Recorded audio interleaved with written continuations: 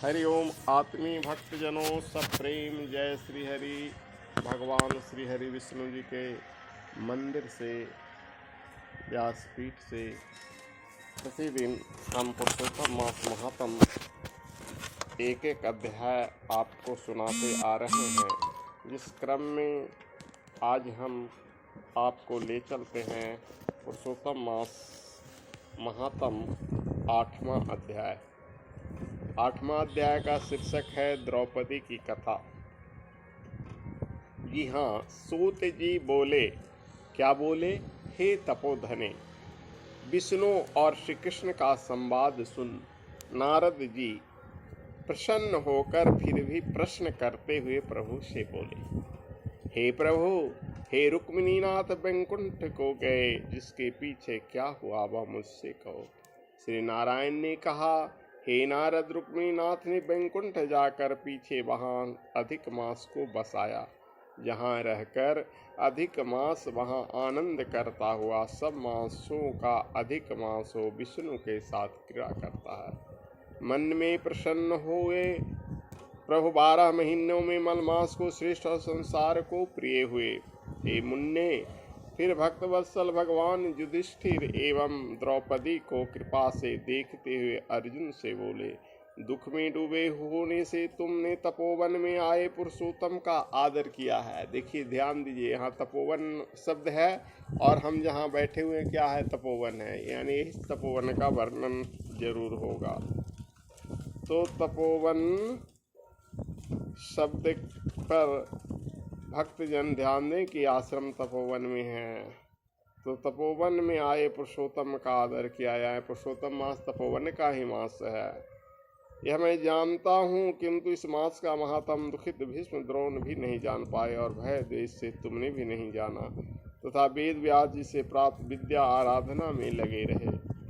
मनुष्यों को प्रारब्ध अनुसार सदा भासता है, तब प्रारब्ध भोग अवश्य भोगना चाहिए। मनुष्य प्रारब्ध से ही सुख दुख भय आनंद को प्राप्त होता है, तब भाग्य पर भरोसा करके सदा रहे। हे महाराज, आपके दुख का दूसरा कारण कहता हूँ, इतिहास सहित इस कथा को सुनो।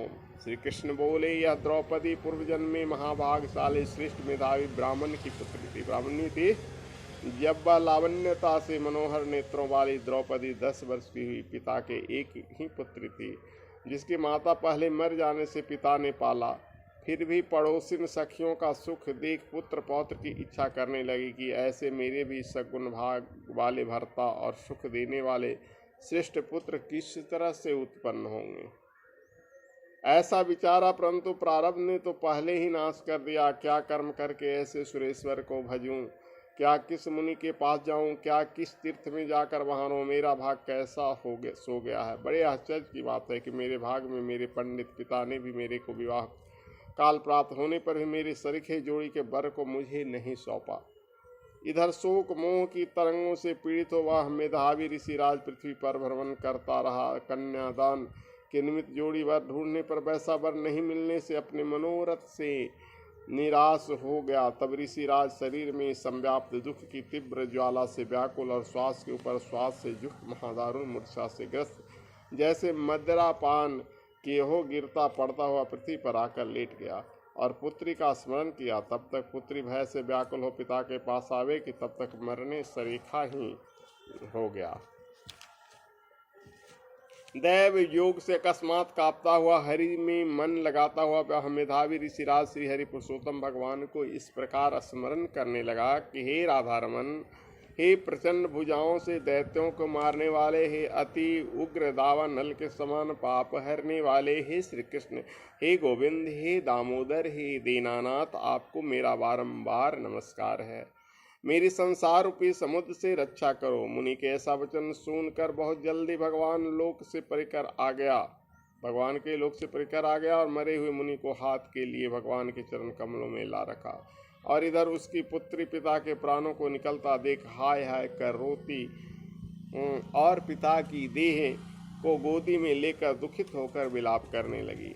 महादुखित हो दारुण रुदन के समान बहुत देर तक ऐसे विलाप करने लगी। हाय पिता, हे कृपा सिंधु, पुत्री को आनंद देने वाले, मेरे को किसकी गोदी में बैठाकर विष्णुपुर को गए। हे तात, बिन पिता मुझे कौन रखेगा, बिन मेरा विवाह करे आप कहाँ चले गए। हे तात, हे तपोनिधे, हे अमृत के समान वाणी को कहो, चुप क्यों हो रहे, उठो उठो, अब बहुत ही सोए। ऐसा बारंबार विलाप करती हुई बड़े जोर से महादुखित हो रोने लगी।